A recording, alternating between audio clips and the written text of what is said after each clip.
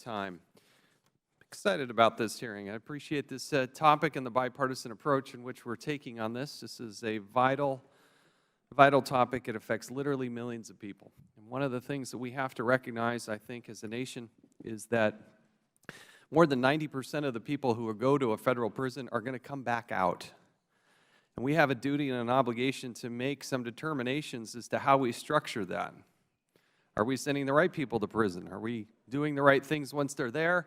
And what are we doing as a nation in order to reduce the rate of recidivism to make sure that we are protecting the society and rehabilitating those who are in need of some rehabilitation? I worry that the criminal justice system today is not the system that I think we should aspire to. Some of the states are doing some innovative things, but at the federal government side, I do think there is more that we can do to reduce the rate of recidivism, to incarcerate those and punish those that need the punishment, but also look after the taxpayer dollars.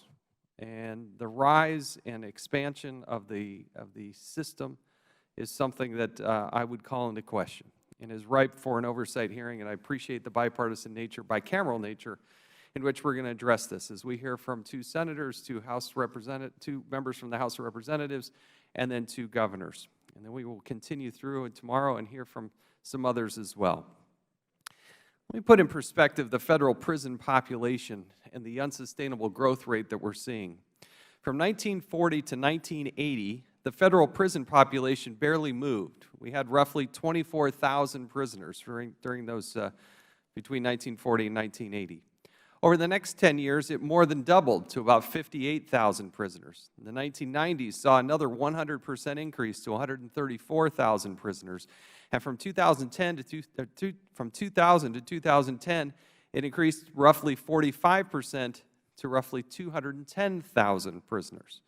We now have more than 219,000 federal prisoners, and the Federal Bureau of Prisons is at 40% over capacity. The Bureau of Prisons' budget has grown right along with the prison population. Federal spending on prisons grew from $970 million to $6.7 billion over the last 30 years. From 1998 to 2012, the Bureau of Prisons' budget increased from $3.1 billion to $6.6 billion. Today, the Bureau of Prisons takes up roughly 25% of the Department of Justice budget, but its projections are to quickly get to 33% of that budget by the year 2020.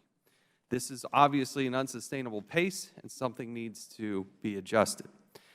The good news is that many of the state and federal officials are taking the issue of criminal justice reform seriously. Our witnesses here today have proposed or enacted a wide variety of legislation aimed at saving taxpayer money, improving public safety, and helping offenders come out of prison ready to become more productive members of society.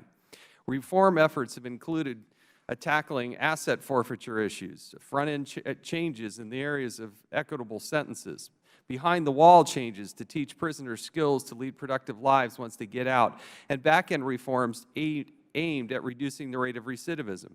On the front end, legislators have proposed altering mandatory minimum sentences for nonviolent criminals. Keeping more juvenile offenders out of prison has been a particular focus, given that imprisonment can dramatically reduce employment opportunities later in life.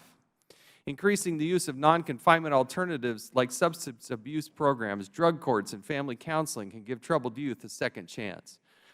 One of the more impactful things I did as a member of Congress was go to visit Congressman Cummings' district. We visited with a group of young men who were trying to get and there were women in there too, who were trying to get their lives back in order. They had made a mistake. They had overstepped their bounds. They had broken the law. They had been sentenced, convicted. They had served those sentences, but now had a hard time getting out of that box. You're a 22-year-old male with a felony on your record. What are you supposed to do? How are you supposed to get a job? You want to write your life, you paid your debt to society, then what do? We better address that if we're going to make this country the premier country that I know that it is. Another front-end pilot program could give defendants a client choice system, basically giving them an attorney of their choice in place of a public defender, something worth exploring. Canada, the United Kingdom, and Australia use a similar system, and a pilot client choice program is now being tested in Texas. One of those important front-end reforms is simplifying the federal criminal code. There is no unified federal criminal code at present, and the sprawl of thousands of laws creating federal crimes leads to accidental and unknowing violations. Behind-the-wall changes would help prepare prisoners for meaningful lives after their sentences. Some proposals in this area would reduce the use of solitary confinement, which can lead to problems with reintegration into society after prison. Finally, back-end reforms have tremendous potential to reduce costs, improve public safety, and give offenders an opportunity to rebuild their lives. Research indicates that spending long sentences in prison worsens recidivism rates among nonviolent and low-risk offenders. And back-end proposals thus attempt to identify low-risk offenders, making sure they attend programming proven to lower recidivism, and then place them into alternative confinement settings such as halfway houses or electronic monitoring. Some states, such as Delaware, have taken further steps to assist prisoners by helping them get jobs. Many states no longer allow state agencies to ask about criminal history early in the hiring process so that qualified rehabilitated individuals can more easily gain employment. Criminal justice reform is an example where Republicans and Democrats in the state and federal government are working together to improve the country. I'm very much looking forward to this hearing and to ultimately moving legislation that can get to the President's desk. We appreciate the President's expression of wanting to tackle this topic. It needs to be done so in a bipartisan, bicameral way.